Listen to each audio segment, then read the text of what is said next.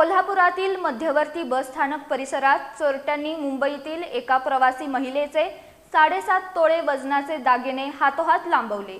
या घटनेची नोंद शाहूपुरी पोलीस ठाण्यात झाली आहे।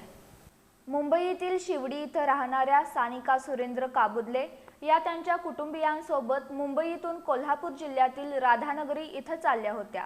त्यांनी कणकवलीकडे जाणाऱ्या एसटी बसमधून कोल्हापूरपर्यंत प्रवास केला। पहाटे 4:30च्या सुमाराला त्या कोल्हापुरातील मध्यवर्ती बस स्थानक परिसरात आल्या होत्या। या दरम्यान त्यांच्याकडील बॅगमध्ये असणारं सोन्याचं मंगळसूत्र, हार, नेकलेस, कर्णफुलं, चेन आणि अंगठी असे 7.5 तोळे वजनाचे दागिने चोरट्यांनी चोरून नेले होते।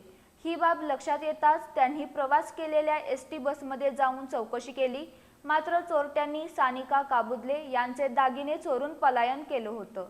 त्यामुळे सानिका काबुदले यांनी शाहूपुरी पोलीस ठाण्यात धाव घेत या प्रकरणी अज्ञात चोरट्यांच्या विरोधात फिर्याद दाखल केली आहे।